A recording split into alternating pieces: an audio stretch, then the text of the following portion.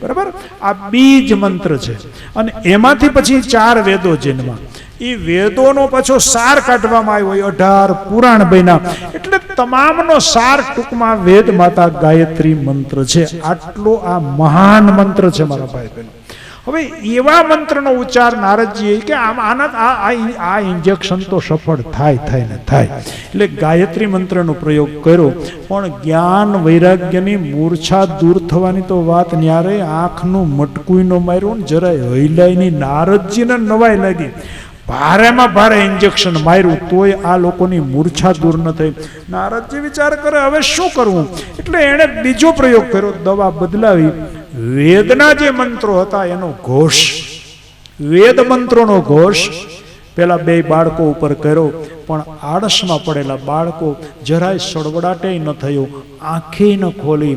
નારદજી કે હવે બાટલા ખલાસ, આનાથી હવે હું બીજી દવા કઈ જાણતો નથી, ડોક્ટર બદલાવો. આપણે પછી કહી દે ને છેલ્લે હાથ ઊંચા કરી દે એ કે હવે રાજકોટ જાઓ, પછી પોરબંદર વાળા એમ કહી દે. નારદજીએ કહ્યું બાપા હવે અમારી પાસે કોઈ ઉપાય નથી. એટલે નારદજી કે એ દ્રશ્ય જોઈને હું આવ્યો, હે સંત કુમારો મને એમ થયું કે આ તીર્થની અંદર પણ લોકોની આવી દશા છે. ખરેખર મારા ભાઈ બહેનો તમે ગમે ત્યાં જાઓ તીર્થમાં પણ તમને શાંતિ નહીં મળે. આ નારદજીની અનુભવની કથા નારદજી કે છે, આ મારું વાક્ય નથી મારા ભાઈ. જ્યાં જુઓ ત્યાં અશાંતિ. નારદજી કે મને એટલે ચિંતા છે, હું એટલે ઉદાસ છું કે આ ગાયત્રી મંત્ર નિષ્ફળ ગયો કે શું, વેદના મંત્રો નિષ્ફળ ગયા, કેમ પેલા બાળકોની મૂર્છા દૂર નથી થતી. ત્યારે સનત કુમારોએ કહ્યું એનો એક ઉપાય છે. નારદજી તમે એ ઉપાય ન અજમાયો. ત્યારે નારદજી કે બાપા બતાવો ને તો 2 બાળકોની મૂર્છા દૂર થાય. માં ચિંતા કરે છે ભક્તિ મહારાણી, ઉપાય બતાવો. ત્યારે સનત કુમારોએ ઉપાય બતાવ્યો છે. મારા ભાઈ બહેનો આ ઉપાય છે ને એનો જ લાભ મને તમને 8 દિવસમાં મળવાનો છે. તો નારદજી તમે એક કામ કરો, તમે સત્કર્મ કરો. દેખો મેરે ભાઈ બહેન, આવું જરા સાંકેતિક ભાષામાં સંત કુમારોએ નારદજીને કહ્યું તમે સત્કર્મ કરો. પણ નારદજી મૂંઝાયા, સત્કર્મ કોને કહેવું? સત્કર્મ તો ઘણા બધા કર્મ થઈ શકે, મારે શું કરવું બાપજી જરા ચોખવટ કરો. બોલે એક કામ કરો નારદજી, તમે એ બંને બાળકોને ભાગવતની કથા સંભળાવો.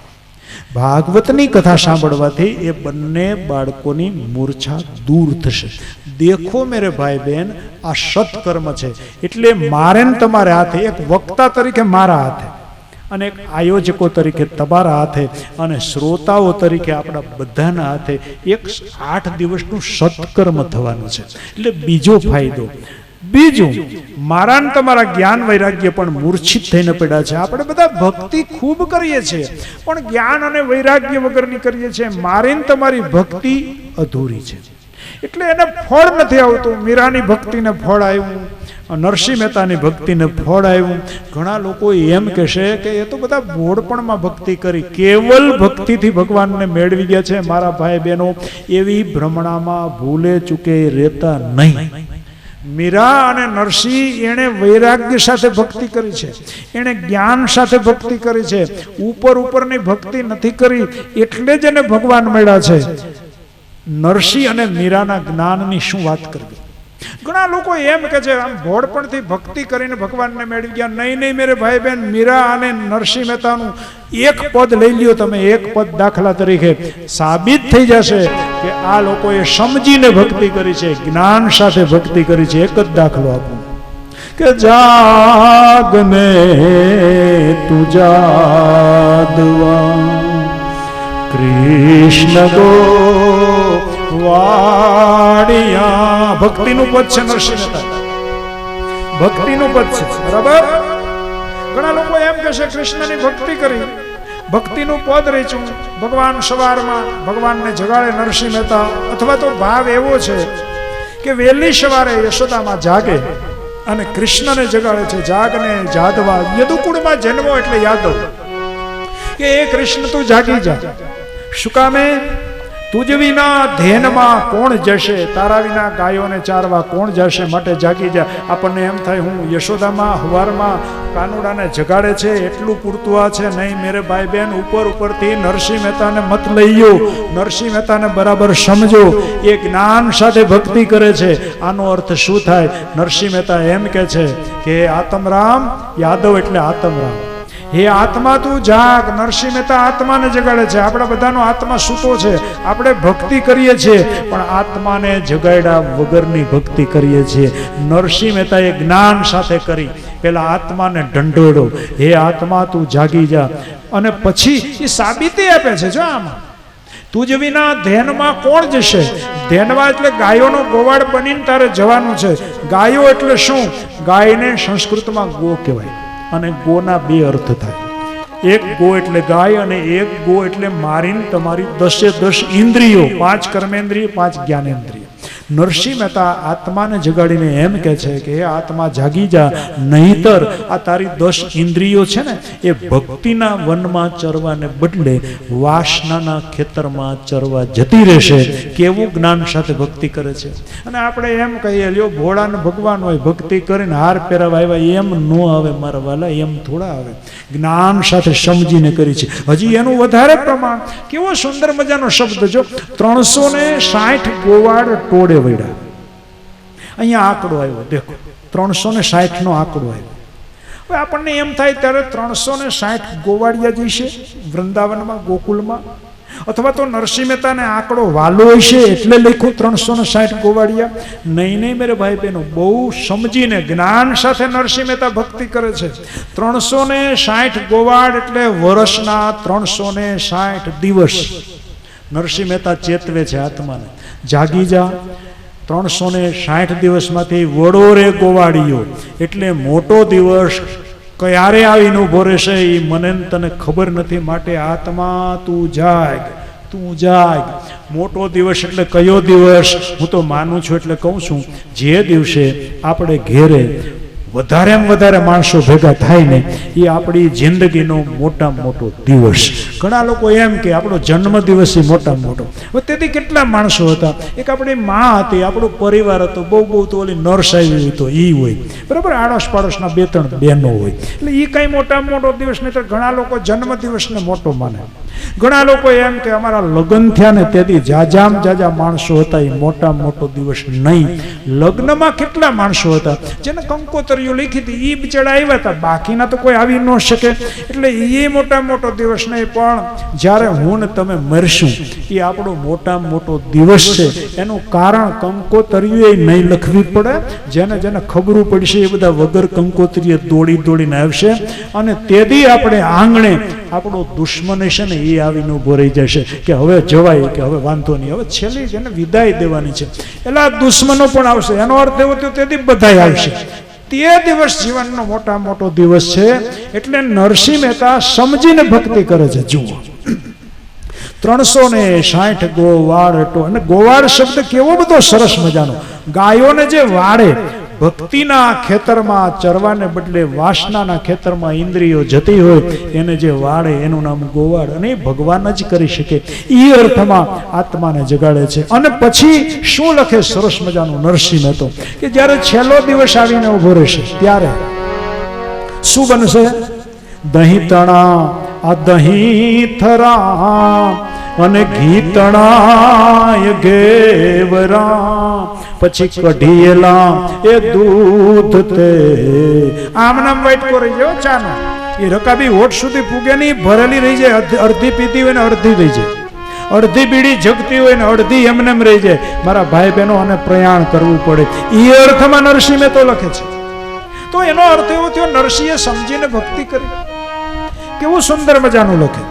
તો સમજીને ભક્તિ, જ્ઞાન સાથે ભક્તિ થાય. હવે આપણી ભક્તિ કેવી છે? આપણી ભક્તિ છે ને એ 2 પ્રકારની છે.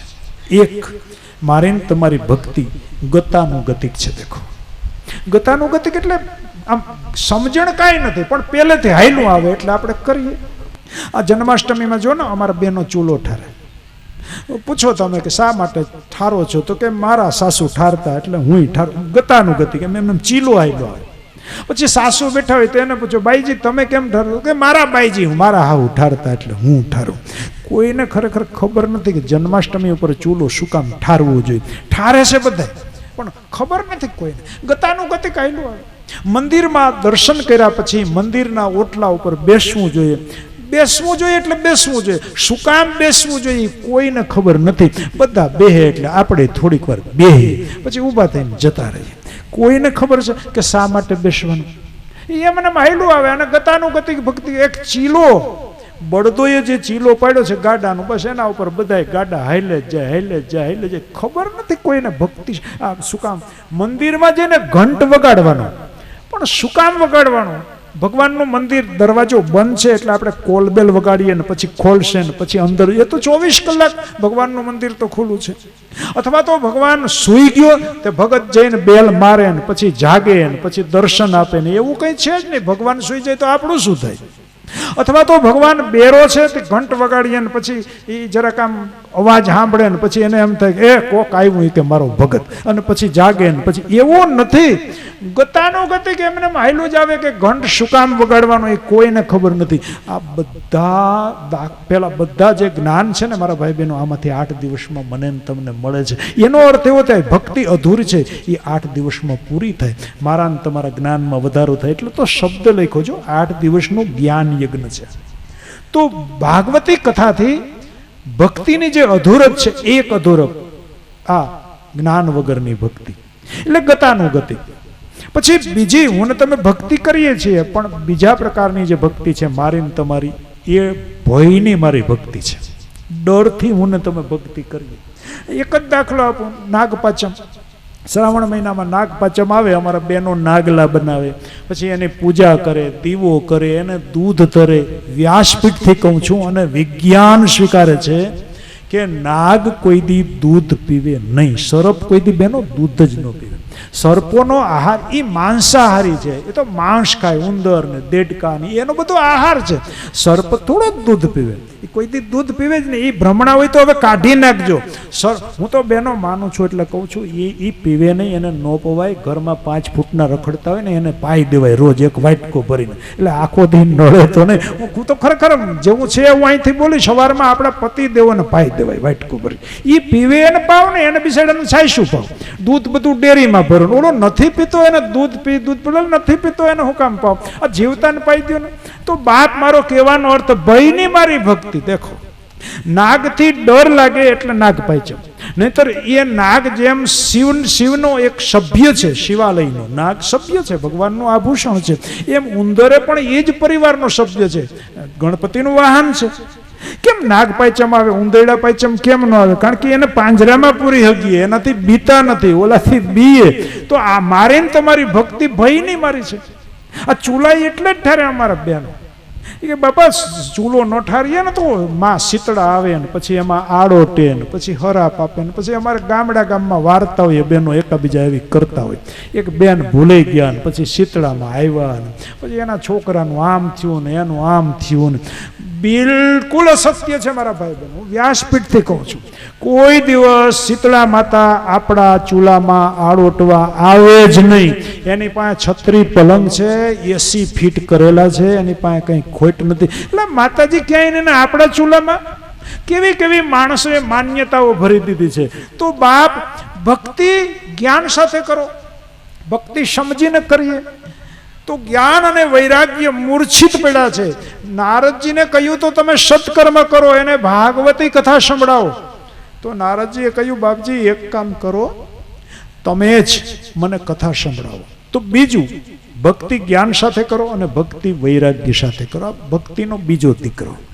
જો દીકરા વગરની માં વાંજણી છે, કેવલ ભક્તિ કરશો તો નુકસાન નહીં થાય, એ હું તમને ખાતરી આપું. પણ ફાયદો નહીં થાય, ભક્તિને ફળ નહીં આવે. વાંજણી છે કારણ કે જ્ઞાન વૈરાગ્ય વગરની છે. હું વ્યાસપીઠેથી સ્વીકારું મારી ભક્તિ વાંજણી છે.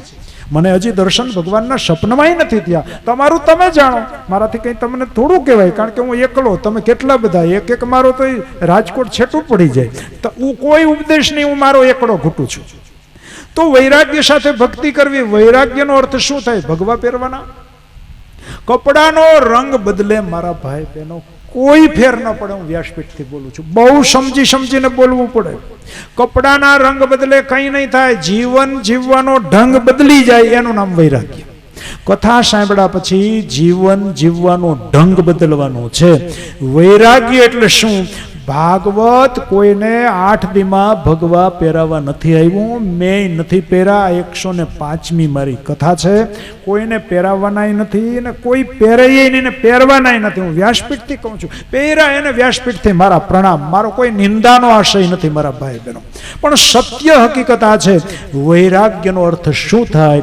જીવન જીવવાનો ઢંગ બદલે.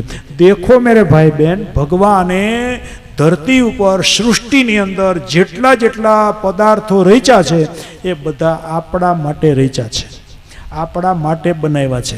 આ બધા ભોગો આપણે ભોગવવાના છે. શબ્દ સાંભળજો, આપણે ધરતીમાં જ રહેવાનું છે. ક્યાં જઈશું? છોડીને ક્યાં જઈશું મેરે ભાઈ બહેન? ઘણા લોકો એમ કે વૈરાગ્ય એટલે આ બધું છોડી દેવાનું. નહીં. તો વૈરાગ્યનું હાવ સંક્ષેપમાં અને આપણા બધાથી થઈ શકે એવું આ છે. વૈરાગ્ય એટલે શું? જેનો રાગ જતો રહે ને એનું નામ વૈરાગ્ય.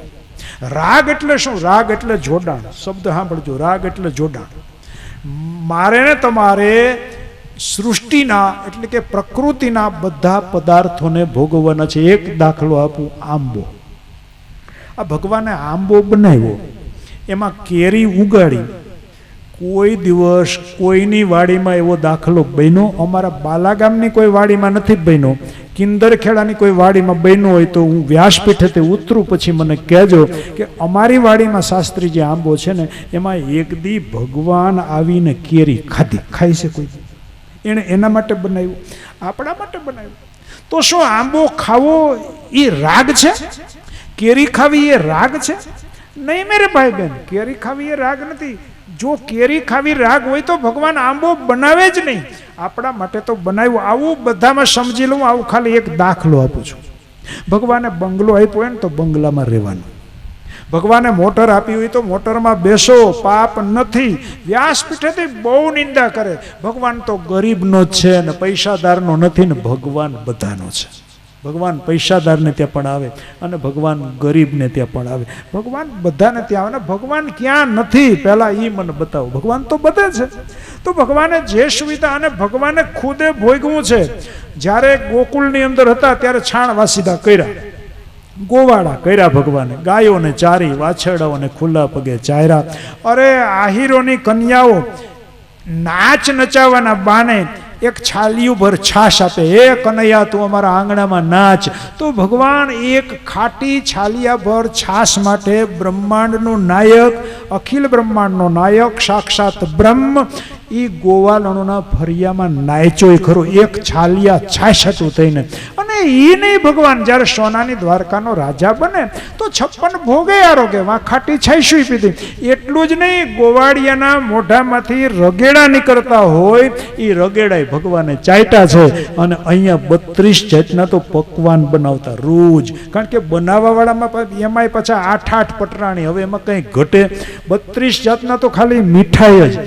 બાકી બધું મળીને અથાણા ને પાપડ ને ચટણી ને રાયતું ને આ ને તે ને એ બધું સરવાળો કરો એટલે 56 જાતની આઈટમ એક જ મોટા થાળમાં 56 આઈટમો પીરસાય. અને દ્વારિકાધીશ સોનાની નગરીમાં નિવાસ કરે, સોનાના રથમાં બેસે. ભગવાને દાખલો દીધો, જે સ્થિતિમાં તમને હું રાખું એમ રહ્યો. ભોગવવું એ પાપ નથી. તમારા કર્મને કારણે તમને મળ્યું છે, તમે ભોગવો. મેરે ભાઈ બહેન, ફરી પાછો ચોખવટ કરું તો વૈરાગ્યનો અર્થ શું થાય? આ બધું મૂકી દેવું એને વૈરાગ્ય કહેવાય? નહીં મેરે ભાઈ બહેન, બંગલામાં રહેવાનું, મોટરમાં બેસવાનું. આ અમને બેહાડ્યા. જો અમે બેઠા, કાલે પોરબંદરથી અહીંયા સુધી લેવા તો ન બેસવું એ પાપ છે? બેસવાનું, બેહાડ્યા તો બેહવાનું. અહીંયા સરસ મજાનો ઉતારો હોય બંગલા જેવો, તો હું એમાં નહીં રહેવાનું એ પાપ છે? રહેવાનું મેરે ભાઈ બહેન. આપણે મારા ભાઈ બહેનો મોટરમાં બેસવાનું.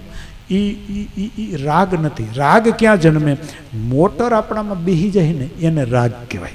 આપણે બંગલામાં રહીએ ત્યાં સુધી વાંધો નહીં, પણ બંગલો આપણી અંદર રહેવા માંડે ને તકલીફ ન્યા છે. એ રાગ છે.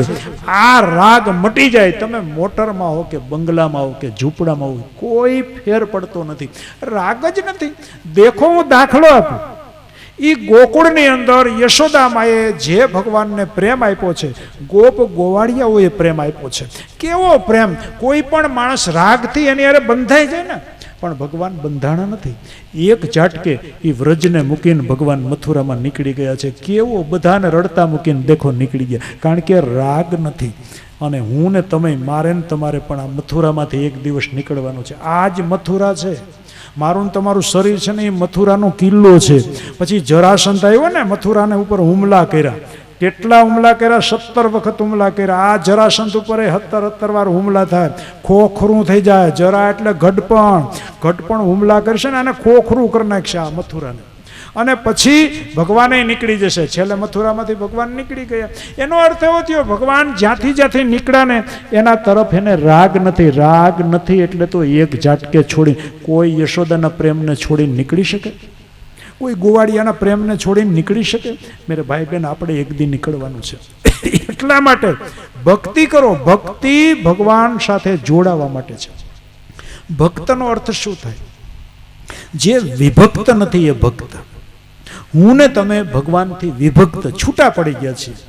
ભક્ત એટલે જોડાયેલું. કુટુંબ એ 2 પ્રકારનું હોય ને, સંયુક્ત કુટુંબ અને વિભક્ત કુટુંબ. બધા નોખા રહેતા હોય તો વિભક્ત, વળી પાછા ભેગા થઈ જાય તો સંયુક્ત. હું ને તમે ભગવાનથી વિભક્ત થઈ ગયા છીએ. પાછું આપણે ભક્ત બનવાનું છે. અને ભક્ત બનવા માટેની જે ક્રિયા છે ને એનું નામ જ ભક્તિ. ભગવાન સાથે જોડાવાની ક્રિયા, એનું નામ ભક્તિ. પણ ભક્તિ કેવી રીતે થાય? જ્ઞાન સાથે અને વૈરાગ્ય સાથે. ગાયને દોવાનો ટાઈમ થાય, આ એક નિયમ છે. ગાય દોવાનો સમય થાય, વાછરડું ખીલે બાંધેલું હોય, આપણે ગાયનું દૂધ જોતું હોય તો શું કરવું પડે? વાછરડાને ખીલેથી છોડવું પડે. આ પહેલો માની પાસે મોકલવું પડે. માનો પ્રેમ દ્રવે, પછી એ ગાયના આચરણમાંથી દૂધ દ્રવે, એટલે આપણે વાછરડાને ત્યાં મોકલીએ. તો વાછરડું ક્યારે, વાછરડાનું ને માનું મિલન ક્યારે થાય? ગાયનું જ્યારે ખીલેથી છૂટે ને ત્યારે. આનું નામ વૈરાગ્ય. આનું નામ વૈરાગ્ય મારા ભાઈ બહેનો. સંસારના ખીલા અરે હું તમે બંધાયેલા છીએ. એનાથી હું ને તમે છૂટીએ એટલે વળી પાછો ચોખવટ કરું. ભગવાન જ ફેરવાના. એ ઈંટ ચૂનાના ઘર મૂકીને જાઓ તો બીજા ઈંટ ચૂનાના વળી નવા બનાવવા પડશે. એનું એ બધું, એમાં કોઈ ફેર ન પડે. લુગડા રેંગે શું થાય યાર? ભીતરનો જ્યાં સુધી નરંગાય ત્યાં સુધી બધું નકામું છે. સફેદ કપડામાં પણ ચોયણી અને આંગળી પહેરી હોય, પેન્ટ અને શર્ટ પહેર્યું હોય, અને છતાંય હું ને તમે વૈરાગી રહી શકીએ મારા ભાઈ બહેનો. જીવન જીવવાનો ઢંગ બદલી જાય. એનો અર્થ એવો થાય, છોડવું પડે ને ત્યારે જરાય દુઃખ ન થાય. એક ઝાટકે છૂટી જાય. દેખો, પોરબંદરથી અમને મોટરમાં લઈ આવ્યા, અહીંયા સુધી અમે બેઠા, અહીંયા ઉતારી દીધા. મોટર અમારા મગજમાંથી નીકળી ગઈ. મોટર નીકળી ગઈ મગજમાંથી. તો બાપ એને પછી મગજમાં લઈને ફરવી, એનો અર્થ થયો તો મોટર આપણામાં બેસી ગઈ. આપણે મોટરમાં બેસીએ, મોટર આપણામાં ન બેસે. આપણે બંગલામાં રહીએ, બંગલો આપણામાં ન રહે. આ એક વ્યવસ્થા છે. ટાટ તડકો વરસાદથી હું ને તમે બચીએ એટલા માટે વ્યવસ્થા છે, એને ભોગવીએ. છોડવાનો પ્રસંગ આવે તો જરાય દુઃખ ન થાય, એનું નામ વૈરાગ્ય. ચાલો એની વાત જવા દો. સોનાની દ્વારકા. કોઈ સોનાના નગરી ન હોય, સમાધિની ભાષા છે, ચોખવટ કરું. સોનાની દ્વારકા એટલે સમૃદ્ધ દ્વારકા. આપણે બોલીએ ને ફલાણા ભાઈ તો ચાંદીના વાસણમાં જમે, એટલે કોઈ ચાંદીના વાસણમાં થોડા ખાતા હોય. એનો અર્થ એવો થાય એ સુખી છે, એ જરા પૈસાદાર છે. એમ સોનાની દ્વારકા એટલે સમૃદ્ધ દ્વારિકા. ખૂબ સમૃદ્ધ હતી ત્યારે દ્વારકા. કોઈ દુઃખી નહોતા દ્વારિકાની અંદર. એ સોનાની દ્વારકાની અંદર ભગવાન જેટલો સમય એને ત્યાં હતું પેલું, ત્યાં સુધી પ્રભુ ત્યાં રહ્યા. અને 56 કોટી યાદવોની સાથે આવડો મોટો પરિવાર. પણ ભગવાનને એમ થયું હવે અહીંયા રહેવાય નહીં, હવે આનો વિનાશ થવાનો છે. ભગવાન એક ઝાટકે સોનાની દ્વારકા છોડીને નીકળી ગયા. પ્રયોગ કરજો, આપણે બધા રાગથી બંધાયેલા છીએ, આપણે બધા વૈરાગી નથી. આપણે આવું કરી શકશું? જો આ કરી શકીએ ને તો સમજી લેજો આપણી ભક્તિ હવે પૂર્ણ બની છે. આપણી ભક્તિ વૈરાગ્યવાળી બની છે. એ કથા છૂટે ને બધું હોનું ન નાખતા, એકાદી વીંટી રસ્તામાં કૂવક કંઈક આવે ને તો ફેંકજો. પ્રયોગ કરવા જેવો ખરો. જો ફેંકી શકીએ ને તો સમજી જવાનું, હા હવે વૈરાગ્ય આવ્યું, હવે આપણે ભગવાનથી દૂર નથી, આપણી ભક્તિ પુષ્ટ બની. ફેંકાય? અરે બાપા, તલ ભરવાય ને તો એ નથી ફેંકાતું. આ રાગ, આનું નામ રાગ. છોડવું પડે તો છૂટી જાય, એનું નામ વૈરાગ્ય. મેરે ભાઈ બહેન, તો આ પ્રકારનો જ્ઞાન અને વૈરાગ્ય, પણ હવે એ મૂર્છિત થઈને પડ્યા, કલયુગની અસર થઈ છે, ભગવાન સ્વધામ ગયા છે, ભક્તિ પુષ્ટ. અત્યારે તમે જુઓ ભક્તિના પૂર ઉમટા છો, એટલા બારપોરા, એટલી કથાઓ. વિચાર તો કરો, પેલા ભાગવતી કથા તો કેટલા વર્ષોએ ક્યાં કેટલા ગાવ થતી, અને ન્યાય ભોજનમાં બુંદી ને ગાંઠિયા જો, પણ એ બુંદી ખાવા માણસ કેટલે હાલીને જતા. અત્યારે કોઈને ક્ષુધા છે નહીં, ખાવાની નહીં કાંઈ. અને તમે જુઓ કેટલી ગામે ગામ કથાઓ થાય છે. એનો અર્થ એવો થયો ભક્તિ વધી છે, પણ સમજણ વગરની, જ્ઞાન વગરની ભક્તિ. બારપોરા પાઠ, સત્યનારાયણની કથાઓ, રાંદલમાના લોટા, સત્સંગ, ભાવ, ભજન, કેટલા પ્રોગ્રામો દેખો તો ખરા ભક્તિના, પણ જ્ઞાન વગરનું બધું એમને માયલું આવે એમને. અને વૈરાગ્યની તો વાત જ જવા દો. તો બાપ એટલે તો એને ફળ નથી આવતું. તો મારો કહેવાનો આશય, જ્ઞાન વૈરાગ્ય મૂર્છિત થઈને પડ્યા છે, માટે તમે એને ભાગવતી કથા સંભળાવો. ભાગવતની કથાથી મારું તમારું જ્ઞાન દ્રઢ બને, મારું તમારું વૈરાગ્ય દ્રઢ બને. કથા સાંભળ્યા પછી ફરી પાછો કહું છું, છોડવાનું કંઈ નથી, કશું છોડવાનું. ક્યાં જઈશું છોડીને કિંદર ખેડા છોડીશું ને તો બગવદર આવશે, બગવદર છોડશું તો પોરબંદર આવશે, એનાથી આગળ વધશું તો ચોપાટી આવશે, એનાથી આગળ વધવા જઈશું તો દરિયો આવશે. હું પડવું એમાં, અને હું દરિયામાં તમે એમ માનો છો કે ત્યાં સંસાર નથી? ધરતી ઉપર જેટલો સંસાર છે જમીન ઉપર, એનાથી કેટલાય ગણો તો દરિયાના પેટાળમાં છે. એટલી જીવાય તો ત્યાં પડી છે બધી. સંસાર ન્યાય છે મારા ભાઈ બહેનો. હિમાલયની ટોચ ઉપર જતા રહેશો ને તો સંસાર ત્યાં પણ છે, ત્યાં નવી જાતના ઊભા કર્યા, બાકી બધું એનું એ મારા ભાઈ બહેનો. હા, અપવાદો હોઈ શકે, અપવાદ કોઈથી નિયમ ન બની શકે. તો મારો કહેવાનો આશય, નારદજીએ કહ્યું તો બાપજી એક કામ કરો, તમે જ અમને કથા સંભળાવો. અને ત્યારે સનત કુમારો વક્તા બન્યા, અને ત્યાં વિશાલા ક્ષેત્રમાં એક સુંદર મજાનો એક બીજો વિભાગ હતો, એનું નામ આનંદ વન છે. સનત કુમારો નારદજીને લઈને આનંદ વનની અંદર આવ્યા છે. જે યાત્રાએ ગયા હશે એ બધા યાત્રાના પ્રવાસો કર્યા હોય, એને આ સ્થળો જોયા હોય. તો આનંદ વનની અંદર કથા થઈ, એનો અર્થ એવો થયો સમાધિની ભાષા છે. દેખો, ભાગવતી કથા સુખમય ન થાય ને દુઃખમય ન થાય. જ્યાં સુધી માણસ સુખ દુઃખના દ્વંદ્વમાં સંકળાયેલો છે ત્યાં સુધી એ ભાગવત કથાનો અધિકારી બનતો નથી. માણસ સુખ દુઃખથી પરે થઈ જાય, એ દ્વંદ્વથી એ પરે થઈ જાય, અને ત્રીજી અવસ્થામાં જ્યારે માણસ પહોંચે, સંતો એને આનંદની અવસ્થા કહે છે. એ અર્થમાં મારા ભાઈ બહેનો અહીંયા શબ્દ વાપરો છે, આનંદ વનમાં. દુઃખમાં પણ કથા સાંભળવા બેસો, કથા નહીં સમજાય, સુખમાં એ નહીં સમજાય. ઘણા લોકો સુખી છે, લ્યો, ભાગવતી કથાના અધિકારી ન બની શકે. સુખ દુઃખ એ દ્વંદ્વ છે, અને જ્યાં જોડકું આવે, ત્યાં તકલીફ હોય, ત્યાં કથા ન થઈ શકે.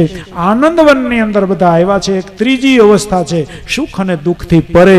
સુખનો વિરોધી શબ્દ છે દુઃખ, દુઃખનો વિરોધી શબ્દ છે સુખ. પણ આનંદ શબ્દ એવો છે, કોઈ પણ ભાષામાં આનંદ શબ્દનો વિરોધી શબ્દ તમને મળશે જ નહીં. તો જે જીવ આનંદની કક્ષામાં પહોંચી જાય એ ભાગવતની કથાનો અધિકારી બને છે. માટે આ શબ્દ વાપરો છે. સનત કુમારો નારદજીને લઈને આનંદ વનમાં આવ્યા છે. સુંદર મજાની વ્યાસપીઠિકા છે, ઓટલો, એના ઉપર ચારેય ભાઈઓ બેઠા, સનત કુમારો અને નારદજી શ્રોતા બન્યા.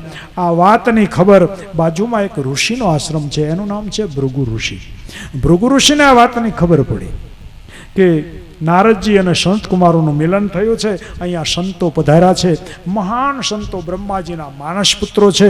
સનત કુમારો ભાગવતની કથા કહેવાના છે, અને નારદજી જેવા શ્રોતા સાંભળવાના છે. એટલે લાવ હું એ સાંભળવા જાઉં. પણ પછી ભૃગુ ઋષિને એમ થયું કે હું એકલો સાંભળવા જઈશ તો મને એકને જ લાભ મળશે, બીજા ઋષિમુનિઓને તો કોઈને ખબર નથી, કારણ કે પહેલાં તો કંઈ આવા પ્રચાર માધ્યમો હતા નહીં. તો લાવ હું બીજા ઋષિમુનિઓને ઝૂંપડે જાઉં. ભૃગુ ઋષિ એક એક ઋષિના આશ્રમે ગયા. એનો અર્થ એવો થયો ભક્તિ ફેરી કરી. ભક્તિ ફેરી કરીને ભગવાનના વિચારો ત્યાં મળે છે, ભગવાનના ત્યાં વિચારો મળે છે. બધા ઋષિમુનિઓને પ્રેરણા કરી, બધા ઋષિમુનિઓ આજુબાજુમાંથી ત્યાં પધાર્યા, અને આનંદવનની અંદર સનત કુમારોએ કથાનો પ્રારંભ કર્યો. નારદજી અને ઋષિમુનિઓ બધા શ્રોતા છે. એનો અર્થ એવો થાય કે આપણે તો સત્કર્મમાં ભાગ લેવા જઈએ, એનું પુણ્ય આપણને મળે જ, તમે અહીંયા 1 મિનિટ પણ બેસો, એક ઘડી આધી મેં પુનિયાદ, તુલસી સંગત સાધુ કી કટે કોટી અપરાધ. કરોડો અપરાધ નીકળી જાય મારા ને તમારા. તો મેરે ભાઈ બહેન, અહીંયા તમે જેટલું બેસો એટલું એનો લાભ તમને મળવાનો જ છે. કળિયુગમાં આપણે 2 જ વસ્તુ કરવાની છે, સત્સંગ કરીએ અને સેવા કરીએ. સ્મરણ અને સેવા, આ 2 વસ્તુ જો કલિયુગના જીવને પ્રાપ્ત થઈ જાય તો કલિયુગના જીવનો ઉદ્ધાર થઈ જાય. બને એટલું ભગવાનનું કામ કરીએ. સેવા એટલે ભગવાનનું કામ, અને સ્મરણ, આ સત્સંગ એટલે એનું અનુસ્મરણ કરીએ, એને યાદ કરીએ. આ 2 વસ્તુ કલિયુગમાં જેને જેને મળી ગઈ છે મારા ભાઈ બહેનો, એનો બેડો પાર થઈ ગયો. એ દ્વાપરમાં ને ત્રેતામાં ને પેલા સતયુગમાં ને એ લોકો તપ કરતા ને પવિત્ર જીવન જીવતા ને એ બધું કરી શકતા. માણસ શક્તિશાળી હતો. કલિયુગનો જીવ આપણે બધા શક્તિહીન, મંદ બુદ્ધિના, આ આપણે કરી નહીં શકીએ. તો કલિયુગનો જીવનો ઉદ્ધાર કેમ થાય? બસ સેવા કરીએ. એનો અર્થ એવો થયો, ભગવાનથી જે અપેક્ષિત, પેલા ઉપેક્ષિત બન્યા છે. સમાજની અંદર કેટલાય એવા લોકો છે, બિચારાઓને 2 ટાઈમ ખાવાનું નથી મળતું, 1 ટાઈમ માંડ ભોજન મળે છે. એવા લોકોને આપણે ભોજન પહોંચાડીએ તો એ ભગવાનનું કામ થયું. ભગવાનના જેની પાસે ભગવાનના વિચારો નથી એને ભગવાનના વિચારો આપીએ તો એ ભગવાનનું કાર્ય થયું. જરા નબળા છે એને આપણે કંઈ મદદ કરીએ તો એ ભગવાનનું કાર્ય થયું. અને ભગવાનને યાદ કરીએ, બીજું આપણે શું કરી શકીએ?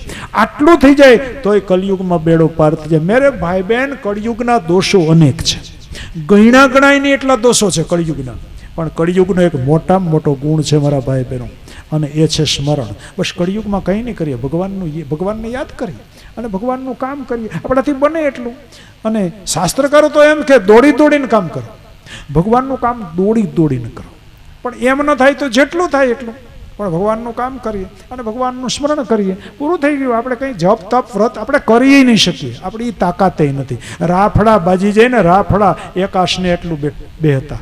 આ દેશની અંદર માથે ધૂળના રાફડા બાજી જાય, તમે વિચાર કરો એ માણસ કેટલું બેહતો હશે એકાશને, એ કેટલું તપ કરતું હશે. હવે કથામાં આપણે 3 કલાક નથી બેહી શકતા એકાશને, એમાં ઉઠ બેસું કરીએ, બરાબર? તો ક્યાંથી તપ કરવાના?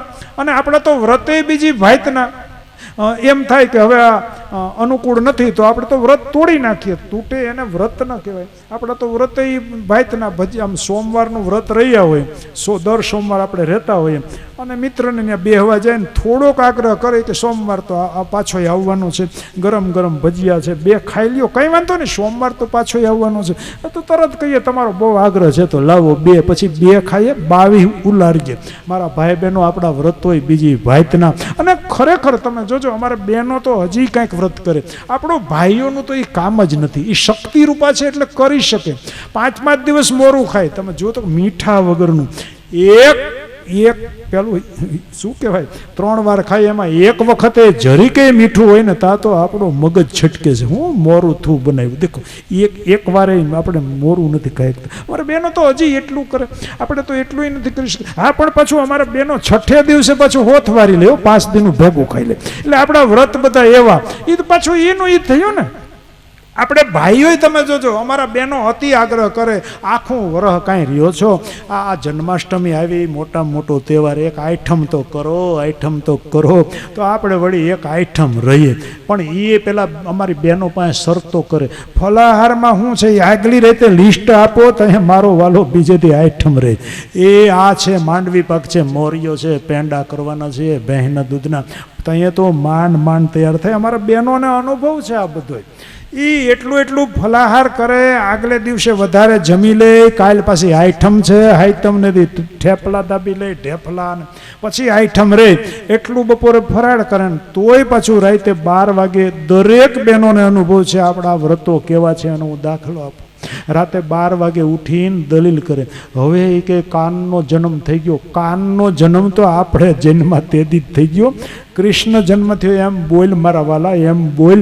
દલીલ પછી કેવી કરે, હવે કાનનો જન્મ થઈ ગયો કે હવે ખવાય. એટલે આ ઊંડો ફડાર કર્યો. એક રાત તો કાઢ મારા વાલા, પણ એ કાઢે નહીં. રાતના 12 વાગે તાવડો મંડાવે ને ભજીયા કરો, બસ હવે તાત્કાલિક ઈ થાય. આ વ્રત તો બધા આપણા, આ બધાના અનુભવો છે. આપણે કળિયુગના જીવો શું વ્રત કરવાના, શું તપ કરવાના, શું જપ કરવાના? કલિયુગનો મોટો ગુણ છે સ્મરણ કરો. બસ એને યાદ કરો અને એના કામ કરો, બસ આટલું જ. તો અહીંયા ભૃગુ ઋષિને એમ થયું કે મને તો લાભ મળવાનો જ છે. શ્રવણનો, સત્સંગનો, પણ મારા બધા ઋષિમુનિઓને બોલાવું, એનું પુણ્ય મને મળશે. હું જાઉં એનું પુણ્ય તો મને મળશે, પણ બીજાને પ્રેરણા આપીએ ને સત્કર્મની, 2 જણાને હારે લેતા આવીએ તો એનું પણ આપણા ખાતામાં જમા થાય છે કે તમે કોકને પ્રેરણા આપી. અને કહ્યું છે ને મારા ભાઈ બહેનો, આંગળી ચીંધવાનું તો કેટલું મોટું પુણ્ય છે. હાલો ત્યાં કથા બેઠી છે, હાલો ત્યાં કથા બેઠી છે, બધા ઋષિમુનિઓ આવ્યા છે. અને આનંદવનમાં સનત કુમારોએ કથાનો પ્રારંભ કર્યો. અને દેખો મેરે ભાઈ બહેન, જુઓ કથા ક્યાં થાય છે. જેટલા જેટલા યાત્રાએ ગયા એ આ બરાબર અંતરને મનમાં માપી લેજો. કથા થાય છે આનંદવનમાં. આનંદવન ક્યાં આવ્યું છે? બદ્રી વિશાલાની બાજુમાં, બરાબર. વિશાલા ક્ષેત્રનો એક ભાગ. વિશાલા ક્ષેત્રની એટલે એનો અર્થ થયો ઉત્તરાખંડ. અને જ્ઞાન વૈરાગ્ય મૂર્છિત થઈને ક્યાં પડ્યા છે? ગોકુલની અંદર, વ્રજમાં, યમુનાને કિનારે, વૃંદાવનમાં. ક્યાં? ઉત્તરાખંડ અને ક્યાં ઉત્તર પ્રદેશ, ક્યાં મથુરા અને ક્યાં ઉત્તરાખંડ, બરાબર. બદ્રી વિશાલા, એની બાજુમાં આનંદવન. કેટલું અંતર છે? હવે દેખો મેરે ભાઈ બહેન, આ મગજમાં નહીં ઉતરે એટલે હું દ્રષ્ટાંત આપીશ. એના આંદોલનો, કથા વાં થાય છે ને એના આંદોલનો. કારણ કે શબ્દ હું બોલું છું ને, શબ્દનો નાશ નથી થતો. શબ્દ બ્રહ્મ છે અને બ્રહ્મનો કોઈ દી નાશ ન હોય. આપણે જે શબ્દો બોલીએ ને એ હવામાં તરંગો બને છે, અને એ તરંગો પછી દૂર દૂર, એને એ તાકાત જેટલી શબ્દની. સનત કુમારો બ્રહ્માના દીકરા જ્યારે કથા કરતા હોય અને એના મુખમાંથી ભગવાનના વિચારો નીકળતા હોય, ભગવાનના, એના તરંગો કેટલે સુધી દૂર પહોંચે. વાં જ્ઞાન વૈરાગ્ય મૂર્છિત થઈને પડ્યા હતા ને, એના કાનમાં જઈને આ ભાગવતી કથા ગઈ અને મારા ભાઈ બહેનો બેયની મૂર્છા દૂર થઈ ગઈ. દેખો કેટલું અંતર. હવે આપણે તો 8 દીમાં એટલું અંતર છે જ નહીં. હું તમે કેટલા છેટા, અને એમાંય અંતર છે તો આ આપણે બખરલાવાળા ભાઈઓનું માઇક કેટલું બધું સુંદર. કદાચ હું ધીરે ધીરે બોલું. એ પહેલાના બ્રાહ્મણો હતા, ચોખા ઘીના ખાતા હતા યાર, ગળા ધોહારા જેવા હતા. પેલા ક્યાં માઇક ને આ કંઈ હતું. એ આમ ચારે બાજુ કેળના થાંભલા વીટેલા હોય, શાસ્ત્રીજી વચમાં બેઠા હોય, અને છતાંય વગર માઇકે કથા કરતા અને શ્રોતાજનો સાંભળી જતા. અને હવે આ બધી વ્યવસ્થા થઈ ગઈ. હવે તો તમારા શબ્દ, તમારા કાન સુધી મારા શબ્દો આરામથી પહોંચે છે. અને પેલા હતું શું, આપણે વડીલો બધા ફરતા, ગોરને ફરતા વીંટડાઈને બેઠા હોય, એટલે માણસોય કથામાં બહુ ઓછા થતા. હવે તો ઘણા બધા માણસો થાય છે, એટલે વ્યવસ્થાઓ થઈ ગઈ છે. તો આટલા બધા અંતરે પણ જો વિચારોનું આંદોલન હોય અને એ ત્યાં આંદોલનો પહોંચતા હોય, તો અત્યારે તો આપણે 8 દિવસ બિલકુલ નજીકથી કથા સાંભળવાની છે. અવશ્ય અસર થાય. વ્યાસપીઠ કોઈ દી નિરાશ ન કરે. અને અમને તો ઉદાહરણો જોવા મળે છે મારા ભાઈ બહેનો. હું તો એમ કહું છું કે એક કથામાં એક દીવો પ્રગટી જાય. આપણે બધા અંધારામાં જીવીએ છીએ. એક કથામાં એક દીવડો પ્રગટી જાય ને, તો એક ખૂણાને તો ઉજળું કરીને બતાવે. એક ખૂણામાં તો અંજવાળું કમસે કમ થયું. અને અમે કોઈ દી નિરાશ નથી થતા વ્યાસપીઠથી. અમે જેટલું બોલીએ ને ઉમંગ અમને કેટલો. નહીતર હમણાં ગયા સોમવારે જો વિરામ આપ્યો કથા, છતાં આ કથાનો એટલો જ ઉમંગ. વળી પાછા ભગવાનના વિચારો બોલીએ. કલ્પના તો કરો, તમારે તો ઠીક, ચાલો અમારું શું થતું હશે. ત્યાં વિરામ આપી કથાને ભૌમ્યાવદર ગયા સોમવારે, અહીંયા વળી આ સોમવારે શરૂ કરી, વળી અહીંયા વિરામ આપશું તો ઘેરડા પછી શરૂ કરવાની છે 10 દી પછી. તો અમારું શું થાય? પણ છતાંય તાજા ને તાજા ભગવાનના વિચારો કોઈ દી જૂના ન થાય. દિને દિને નવમ નવમ. ભગવાન જેમ નવા નવા દિવસે ને દિવસે લાગે. નહીતર લ્યો એ નહીં ભગવાન હોય તો મંદિરમાં આપણે શું કામ રોજ દર્શન કરવા જઈએ? દ્વારકાધીશના દર્શન એકવાર કરી લઈએ તો ન ચાલે? વારે વારે મન શું કામ થાય દર્શન કરવાનું? કારણ કે જેટલી વાર તમે દ્વારકાધીશના મંદિરમાં જાઓ ને, ભગવાનની મૂર્તિ તમને નવી જ લાગે. એટલે તો ગમે, નહીતર માણસને ગમે. એકવાર જોયેલું બીજી વાર ગમે જ નહીં. પણ દિને દિને નવમ નવમ, એટલે એના વિચારો પણ દિવસે ને દિવસે નવા ને નવા જ છે મારા ભાઈ બહેનો. એટલા માટે આ ભાગવતની કથાની અસર થાય અને થાય જ છે. એના આંદોલનો સબરી રામ રામ કરે એક જગ્યાએ બેસીને, રામ રામ. અને એ રામ શબ્દના જે આંદોલનો છે એની અસર વૃક્ષો ઉપર થાય. વૃક્ષના પાંદડેથી અવાજ નીકળે, પ્રતિધ્વનિ ઉઠે, રામ રામ રામ એવા શબ્દો નીકળે. એનો અર્થ એવો થયો સદવિચારોની અસર થાય, દુર્વિચારોની અસર થાય અને સારા વિચારોની અસર થાય છે. એ આંદોલનો ગયા ત્યાં યમુનાને કિનારે, વૃંદાવનની અંદર આંદોલનો પહોંચ્યા. 2 ભાઈઓના કાનમાં ગયા અને જ્ઞાન વૈરાગ્ય આળસ મરડીને ઊભા થયા. એટલું જ નહીં, 2 યુવાન બની ગયા. આ ભાગવતી કથા જ્ઞાન વૈરાગ્યની મૂર્છા દૂર કરી, ગઢપણ આવ્યું તો એ દૂર કર્યું, તાજા માજા બની ગયા અને યમુના મૈયાને આનંદ થયો, ભક્તિ મહારાણીને આનંદ થયો. યમુનાના કિનારેથી બંને બાળકોને લઈ અને ભક્તિ મહારાણી દેખો તીર્થભૂમિમાં, તીર્થભૂમિની અંદર આ બંને બાળકોની મૂર્છા દૂર નથી. એનો અર્થ શું થાય?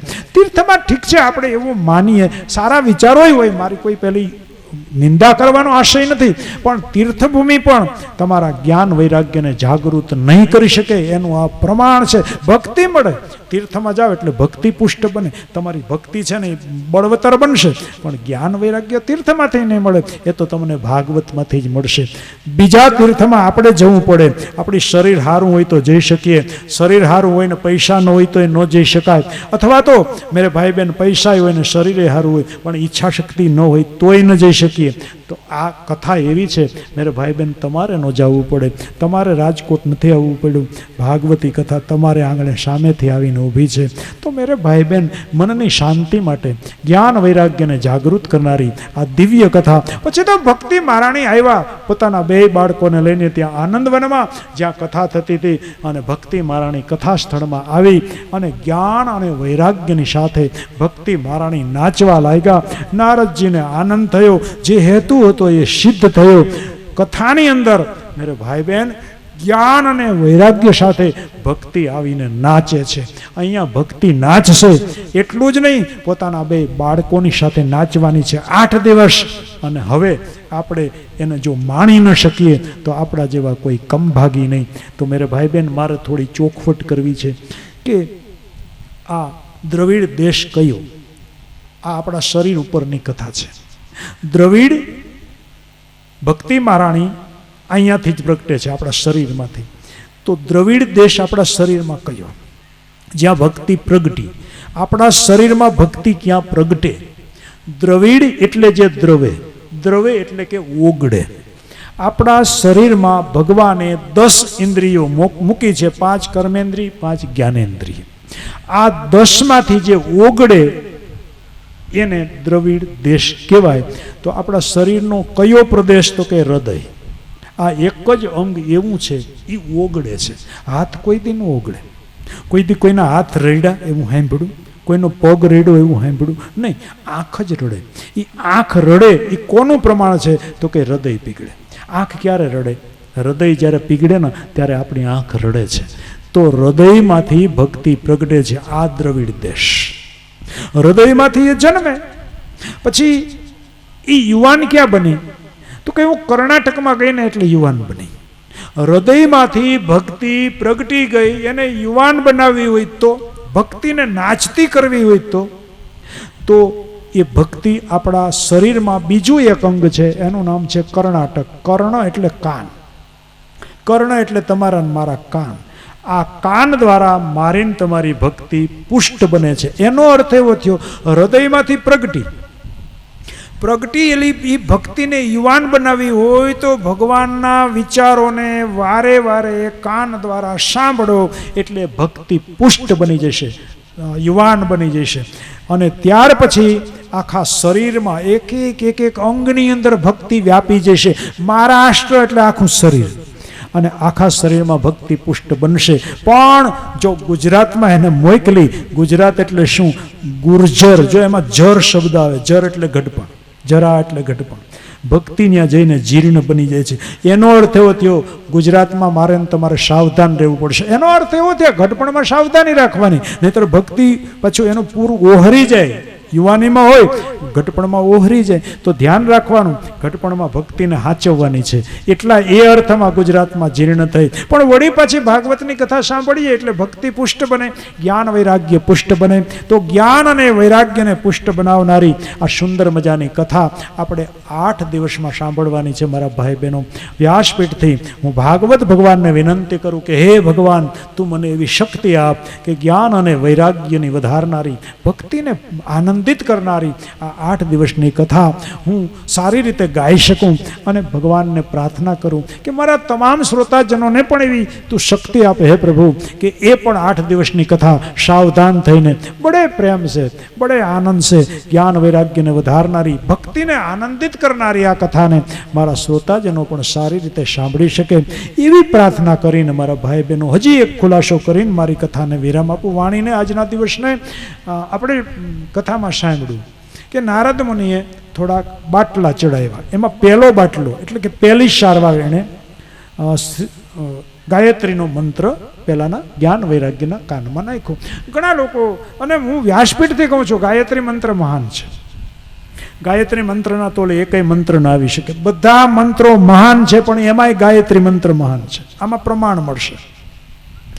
ઋષિ રાજાએ એને હુકમ કર્યો અને ફાંસીએ ચડાવો. હવે એ ઋષિને વિના વાકે ફાંસીએ ચડાવ્યા. એટલે ઋષિને એમ થયું મારો કોઈ વાંક નહીં, આમાં કથા આવશે ત્યારે વિસ્તારથી, અને મારે આ માચડે ચડવું પડ્યું. પણ હવે રાજા અને વાજા અને વાંદરા એ કોઈનું સાંભળે નહીં, આને ફાંસીએ ચડાવો. અને સેવકોએ ગાડીઓ બાડીઓ બધું તૈયાર કર્યો ને ફાંસી દેવાની તૈયારીને ગાડીઓ કશે બોલે નોકરો. પણ ઋષિ મરે નહીં કોઈ હિસાબે.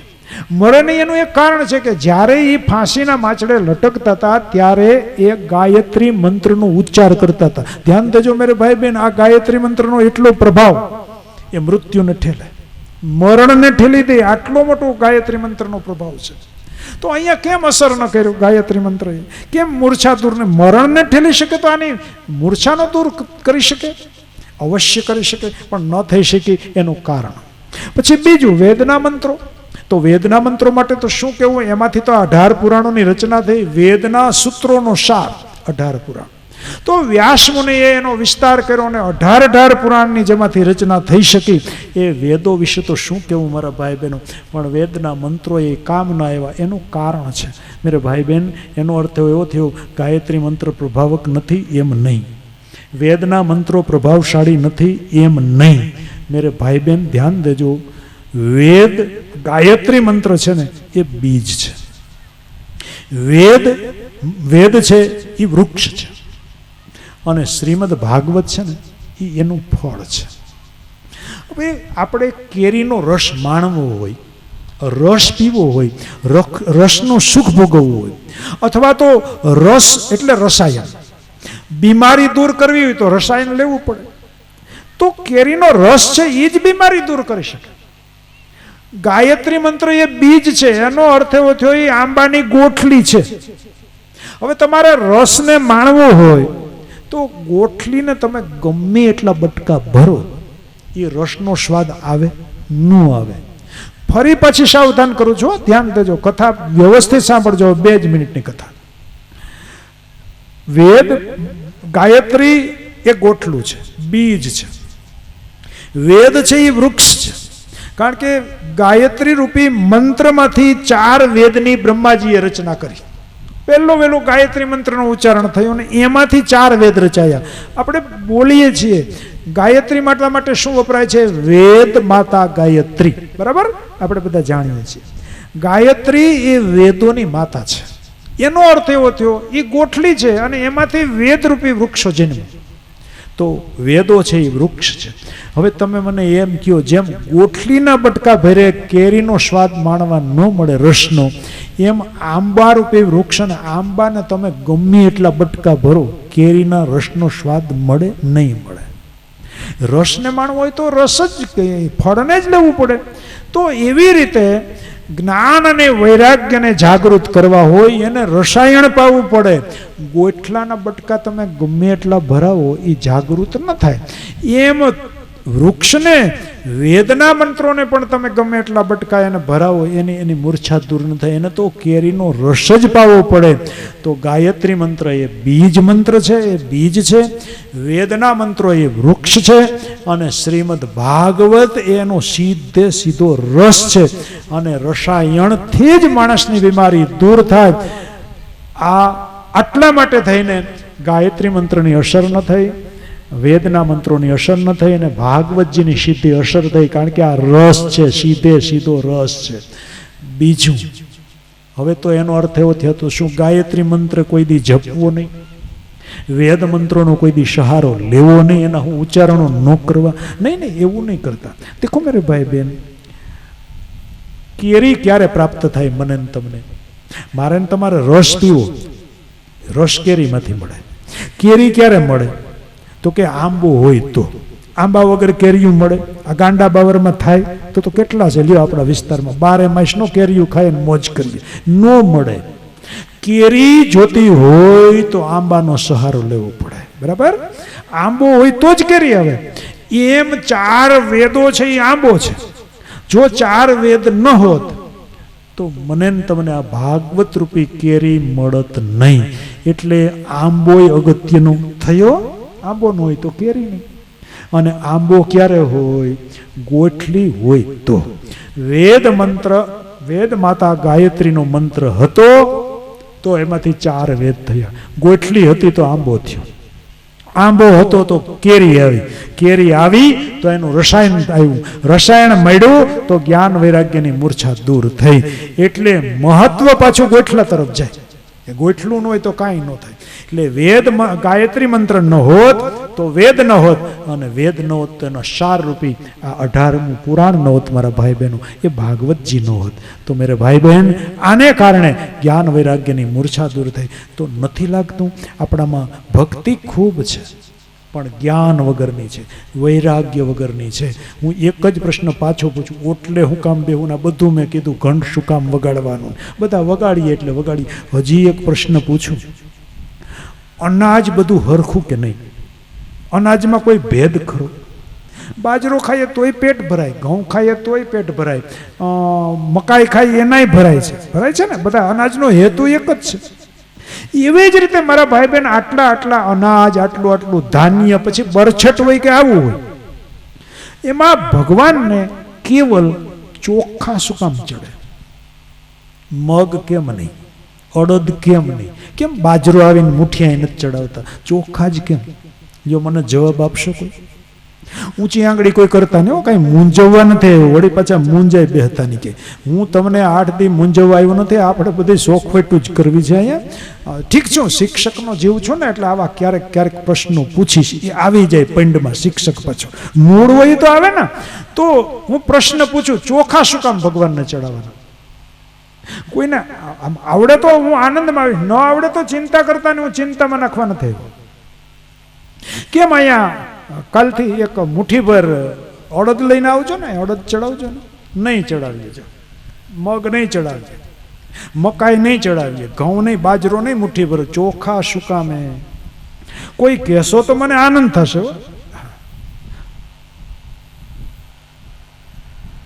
કોઈની ઊંચી આંગળી થતી નથી. નિરાશ કરવા નથી, મૂંઝાવવા આવ્યો જ નથી.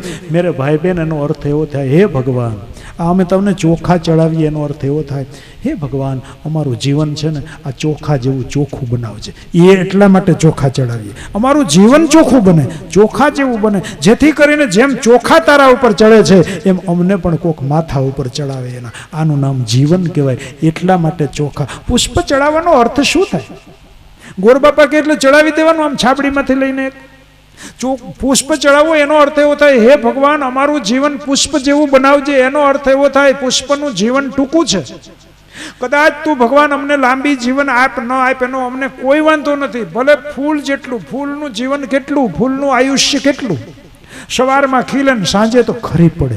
પણ એ 12 કલાકના જીવનમાં એ પુષ્પ જગતના પટ ઉપર સુગંધ મૂકીને જાય છે મારા ભાઈ બહેનો. 12 કલાકનું જીવન પણ સુગંધ મૂકીને જાય.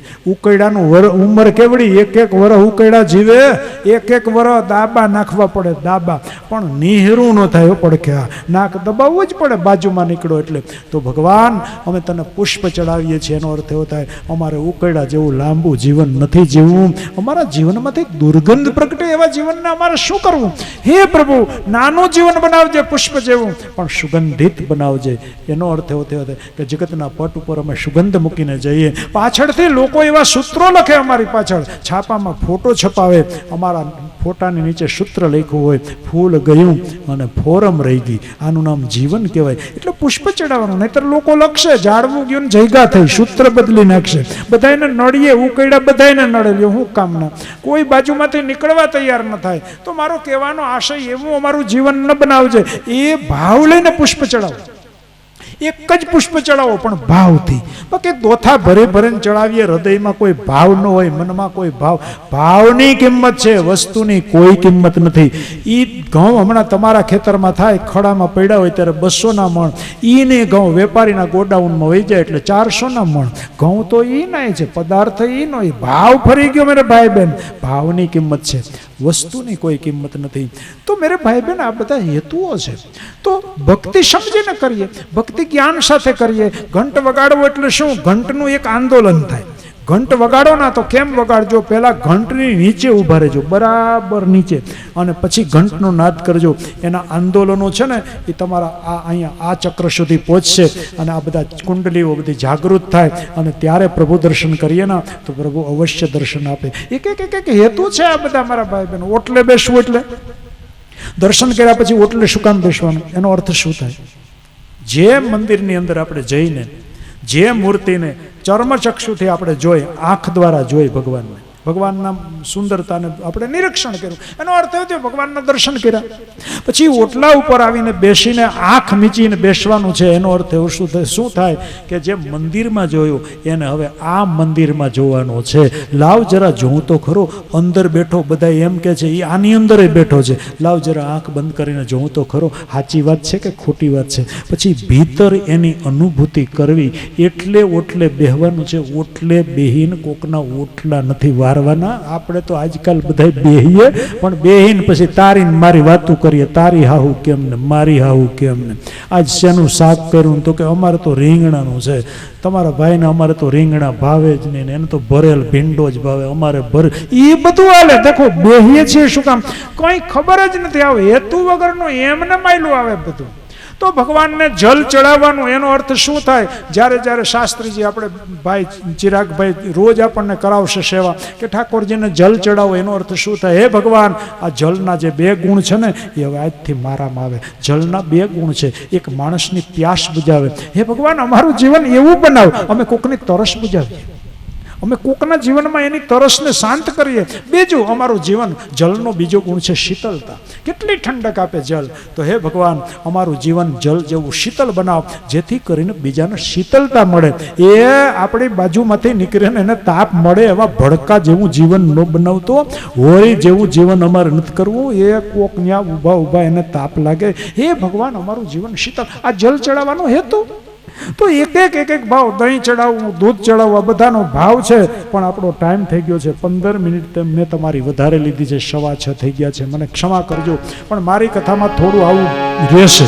ટાઈમ ટાણું કટાણું થઈ જાય, પણ 8 દી પછી તો ને તમારે વહેલા પરવારી જાજો. પણ 8 દી થોડું આવું રહેશે. એટલે મને કોઈ બીજી વાર બોલાવતું નથી. એ તો એ કે ભૂખા ડાન્સ મરી જાય, પણ અમને ભૂખા કરે.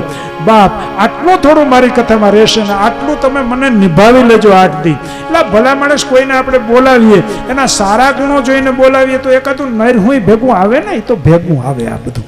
તો એકાદું કંઈ નરશું હોય તો એને નિભાવી લેજો. તો આઈએ, કથા કીર્તન વગરની અધૂરી ગણાય છે. આપણે 2 લાભ આજે કથાના જોયા, બરાબર. પહેલો ફાયદો, 8 દિવસ ભગવાનની નિકટ જીવવા મળશે. જીવવું એટલું જીવી લેજો 8 દિવસ, જેટલી તક મળે એટલી તક ઝડપી લેજો. જીવનમાં તક વારે વારે આવે. બીજું તો બધું છે જ, વરાવાને, પરણાવાને, હગાઈ, હાતરાને, એ તો જીવશું ત્યાં સુધી હાલશે. આ સુંદર મજાની મોઢવાડિયા પરિવારે આપણને તક આપી છે. કોઈ પણ બાબતનો વિચાર કર્યા વગર ભાવથી કથા સાંભળવા બધા આવજો અને 8 દિવસ ભગવાનના વિચારોને માણજો. એક ઋષિના વિચારો છે, આપણે 8 દિવસને વાગોડવાના છે. તો પહેલો ફાયદો, મને તમને 8 દી ભગવાન પાસે જીવવાનું મળશે. બીજો ફાયદો, ભક્તિ આપણામાં પુષ્કળ છે, પણ હવે આપણી ભક્તિ જ્ઞાનવાળી બનશે. અને કથા સાંભળ્યા પછી હું એવા ભાવથી કહું છું, કારણ કે મારો વૈરાગ્ય હજી પાકો નથી થયો મારા ભાઈ બહેનો. હજી મને જગતના પદાર્થોમાં રાગ છે. રાગનો અર્થ શું થાય હું ફરી પાછો કહું એક વાક્યમાં. અહીંથી હું એક વિનંતી કરું છું આ નિમિત્તે કે કોઈ મને શાલ ન ઓઢાડતા, પ્લીઝ પ્લીઝ પ્લીઝ, કોઈ મને શાલ ન ઓઢાડતા. કારણ કે હવે એટલી બધી શાલું ઘરમાં ભેગી થઈ ગઈ છે અને રાગ તો હોય જ. અમારા ઘરમાં એક વખત વસ્તુ ઘૂસી ગઈ પછી બારી ન નીકળે. આ અમારો સ્વભાવ બ્રાહ્મણનો. 8 ત્યાંથી ઉપદેશો બહુ દઈએ, જીવનમાં કાંઈ ન હોય. હવે કબાટ આખો ભરાઈ ગયો છે, બાયણા દેવાતા નથી. ગોરાણીમાં બાયણું પકડે, હું અંદર ગોઠવું ને એ જરાક ખોલે, બાકી જો આખું ખોલે તો સાલું બધી માઠે આવે છે. એટલે હવે કોઈ મને સાલું ન ઓઢાડતા. પણ રાગ ખરો, આ હું તમને કહી દઉં, વ્યાસપીઠથી હું સ્વીકારું, રાગ ખરો.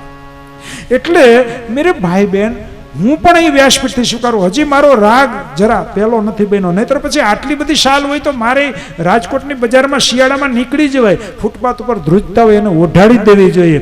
પણ રાગ છોડવો તો, એટલે હું શબ્દ વાપરું છું, એક એક કથામાં થોડો થોડો રાગ આપણો પદાર્થોમાંથી ઓછો થાય. પદાર્થો ભોગવીએ પણ એમાં રાગ ન રાખીએ. મેરે ભાઈ બહેન, બીજો દાખલો આપું, પોથી માયલા રીંગણા. આ રાગનું પ્રતીક છે, આ શબ્દ આવ્યો, પોથી માયલા રીંગણા. વ્યાસપીઠથી એમ બોલે, ચોમાસાના 4 મહિના રીંગણા ન ખવાય ને ન ખવાય. આ હકીકત છે.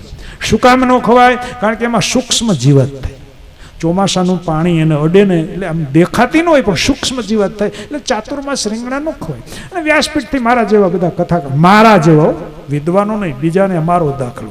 વ્યાસપીઠ ઉપરથી કેવું કહેતા હોય, ચાતુર્માસ રીંગણા ન ખવાય. પણ કોક ભગત ધરી જાય તો તાજે તાજા તો તરત ઉપાડી લે. આ રાગ ઉપાડીને ઘેર જઈને ગોરાણી કે વઘારો તાજે તાજા. એટલે પણ વ્યાસપીઠથી એમ કે તો 4 એ કહેવાનું હોય, એ કહેવાતો રાગ મારા ભાઈ બહેનો. એટલે હું વ્યાસપીઠથી મારું લેશન પાકું કરું છું કે મને કોઈ પદાર્થમાં રાગ ન રહે. ધીમે ધીમે એક કથામાંથી થોડો રાગ ઓછો થાય, બીજી કથામાંથી વધારે, પણ છોડવું પડશે મારા ભાઈ બહેન, એમાં નહીં ચાલે. નહીતર એક સમય એવું આવીને ભરશે, એક ઝાટકે બધું આ છોડવું પડશે અને તેથી બહુ દખ થાય પાછું. એના કરતાં થોડું થોડું છોડવાની મોજ માણો એટલે વાંધો નહીં આવે. લેશન થોડું થોડું રોજ પાકું કરો. ભરતું હરીની જેમ એક ઝાટકે છૂટી જાય તો બેડો પાર થઈ જાય. પણ એ ન થાય તો કાંઈ નહીં, એક કથામાંથી થોડુંક, બીજી કથામાંથી એનાથી થોડું વધારે, ત્રીજી કથામાંથી થોડો થોડો રાગ ઓછો કરીએ. રાગ ન રાખીએ, ભોગવીએ બધું. છોડવું પડે તો છોડી દે, ઠીક છે, ગયું તો ગયું, હતું તો હતું. આનું નામ વૈરાગ્ય. તો વૈરાગ્ય અને જ્ઞાનને પુષ્ટ કરનારી આ 8 દિવસની દિવ્ય કથા મને તમને મોઢવાડિયા પરિવારની શુભ ભાવનાથી મળી છે મારા ભાઈ બહેનો. આ અહીંયા મારી આ ગામમાં ત્રીજી કથા છે, ગામની અંદર ત્રીજી. મોઢવાડિયા પરિવારોમાં તો ખૂબ કથા કરી, પણ ગામની અંદર ત્રીજી છે. પહેલા વહેલા લક્ષ્મણભાઈને ત્યાં, બીજી હાજણાતાને ત્યાં, ત્રીજી અહીંયા. અને આમ જુઓ તો આપણે કાનાભાઈની પણ એ આ મોઢવાડિયા પરિવારની આ જ ગામની કથા, એટલે આમ ચોથી, પણ ગામની અંદર ત્રીજી છે. અને હું તો માનું છું એટલે કહું છું, 3 કથામાં તો મારા ભાઈ બહેનો પાકું થઈ જાય. કારણ કે આપણે કોઈ વસ્તુની હરાજી કરતા હોય ને ત્યારે આપણે બોલીએ 1 વાર, 2 વાર અને 3 વાર. 3 વારમાં તો પાકું એ કે લઈ જાઓ, હવે તમને દીધું. આ ત્રીજી કથા છે આપણી. આ કથામાં તો પાકું કરવું છે મારે ને તમારે. આપણે મળીને તો એવા ભાવ સાથે 2 મિનિટ હરિનામનું સંકીર્તન કરી લઈએ. કારણ કીર્તન વગરની કથા અધૂરી ગણાય છે. શું કામ અધૂરી ગણાય? કારણ કે કથામાં છે ને એક વ્યક્તિ સક્રિય હોય અને બાકીના બધા નિષ્ક્રિય. હું બોલે રાખું તો જો તમે એમને બેઠા છો, મૌન બેઠા છો, મૌન, એટલે એનો અર્થ એવો થાય હું સક્રિય એટલે મને લાભ થાય, તમને ઓછો થાય. એટલે કીર્તનમાં શું છે, બેયને લાભ. એક પદ આ બોલાવે પછી બીજું પદ તમે બોલો, હું બોલું, તમે બોલો, એટલે તમને મને બેયને લાભ થાય. એટલે કથા છે ને એ પૂર્ણ બને, નહીતર એ અધૂરી ગણાય છે. બહુ જાજી મહેનત નહીં કરાવું, મને ખબર છે આપણે એટલી કરવાય તૈયાર નથી. અને ઘણા તો દલીલો કરી કે દક્ષિણા તમને મળવાની, તમે બોલો, અમને હૈખે બેહવા દો. હૈખે જ બેહવા દે 8 દી. 2 મિનિટ ખાલી કથા વિરામ પામે ત્યારે જ 2 મિનિટ પણ એવા ભાવથી બોલો કે તમારા ખાતામાં એ બધું જમા થાય. આ નરસિંહ તો હુંડીઓ લાખની લખે, શું કામે? એના ખાતામાં બેલેન્સ પડ્યું હતું. આપણે ખાલી વાપરીએ જ છીએ, ચેકો લખે રાખીએ, 0 થઈ જાય 0. એટલે આ 2 મિનિટ છે ને એમાં જમા કરવાનું માધ્યમ છે. ભાવથી બોલજો, તાલી પડતા પડતા બોલજો, ભાવથી. તાલ ચૂકાઈ જાય એનો વાંધો નહીં, બીતાને તાલની કિંમત નથી, ભાવની કિંમત છે. એકવાર મીરાબાઈ સત્સંગ કરાવતા હતા,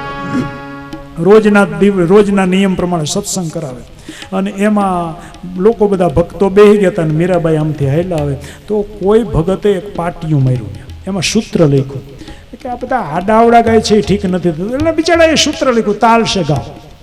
એટલે બધા તાલથી ગાવે કે આડાવડા ગાવમાં. મીરાબાઈ આવ્યા ને એના સૂત્ર ગમ્યું ને એને તાલ શબ્દ કાઢી નાખ્યો, ત્યાં ભાવ લખ્યું, ભાવ છે ગાવ. તાલ ચુકાઈ જાય એનો વાંધો નહીં, પણ ગાવ ત્યારે ભાવથી ગાવ. 2 જ મિનિટ ભાવથી એવું ગાવ સરસ મજાનું એ ભગવાન એના ચોપડામાં નોંધ કરી લે, જમા થાય, તમારા ખાતામાં જમા થાય, નિષ્ફળ નહીં જાય એની ખાતરી હું વ્યાસપીઠથી આપું, ભગવાનને સાક્ષી આપું છું. તો ભાવથી ગોવિંદ બોલો હરે ગોપાલ ગોવિંદ બોલો હરે ગોપાલ ગોવિંદ બોલો હરે ગોપાલ ગોવિંદ બોલો હરે ગોપાલ બોલો રાધા રમણ હરિ ગોવિંદ બોલો રાધા રમણ હરે ગોવિંદ બોલો હરિ ગોવિંદ બોલો રાધા રમણ હરે ગોવિંદ બોલો. જો કીર્તનમાં તાલી પાડતા શરમાવાય નહીં. શબ્દ સાંભળજો, કીર્તનમાં કથામાં તાલી પાડતા શરમાવાય નહીં. શું કામ શરમાવાનું? ભગવાનનું નામ લેવાનું, ભાવથી લેવાનું. તાલી પાડતા પડતા, તાલી પાડવાનો અર્થ શું થાય? તાલી પાડવી એટલે સાવધાની રાખવી. તાલી પાડો એટલે અમને એમ થાય કે તમે જાગો છો, આ સાવધાની, આનો અર્થ થાય સાવધાન. અમે સાવધાન છીએ. ઘણા જો મંદિરમાં જાય ને આમ તન તાલી પાડે કે ભગવાન અમે હુઈ નથી ગયા, એમ નથી આવ્યા, જાગતા જાગતા આવ્યા છે. તો તાલી પાડવી એટલે સાવધાની. અને કથામાં તાલી પાડવાનું છે નહીં શરમ. ઘેર જાય ને ઘરવાળી એમ કે આ છોકરું રડે તાલી પાડો, નકર રોટલા નહીં થાય ને સાનું રખતો, ન્યા કેમ પાડીએ, ન્યા કેમ હરમતા નથી, અહીંયા પાડવામાં શું વાંધો? તો ભાવથી તાલી પાડતા પાડતા મેરે ભાઈ બહેન 2 જ મિનિટ તમે જેમ મોડું કરશો મારે વધારે મોડું થાય, તો ભાવથી અહીંયા મને તાલી સંભળાવવી જોઈએ તમારી. તો ભાવથી ગાઓ, તાલી પાડતા પડતા ગાઓ. ગોવિંદ બોલો હરિ ગોપાલ ગોવિંદ બોલો હરે ગોપાલ ગોવિંદ બોલો હરિ ગોપાલ ગોવિંદ બોલો હરે ગોપાલ રાધા રમણ હરિ ગોવિંદ બોલો રાધા રમણ હરે ગોવિંદ બોલો રમણ હરિ ગોવિંદ બોલો રાધા રમણ હરે ગોવિંદ બોલો ગોવિંદ બોલો હરિ ગોપાલ બોલો ગોવિંદ બોલો હરે ગોપાલ બોલો ગોવિંદ બોલો હરિ ગોપાલ બોલો ગોવિંદ બોલો હરે ગોપાલ બોલો રાધા રમણ હરિ ગોવિંદ બોલો રાધા રમણ હરે ગોવિંદ બોલો રાધા રમણ